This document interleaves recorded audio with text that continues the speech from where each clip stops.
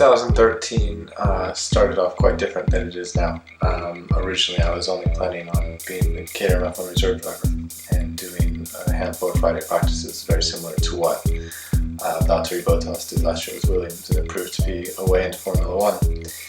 And after the first GP2 race of the year, the driver that they had could not continue anymore. So the team actually came out to me in China during the Grand Prix and said, "Are you in good shape to drive next week in Bahrain?" And initially I thought that it was for the F1 car. Of course I said yes,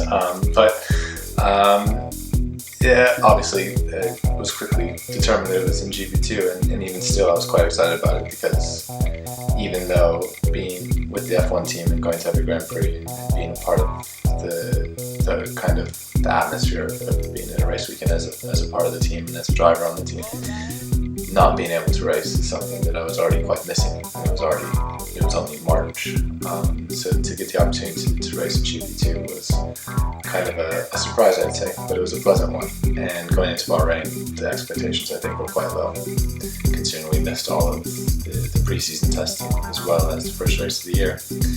And then we came to Bahrain and we were on the pace and we got the podium, which was, I think, it shocked all of us a little bit, but it kind of also at the same time gave us maybe a little bit too high of expectations, because we went to the next race thinking that we'd just be able to do the same thing.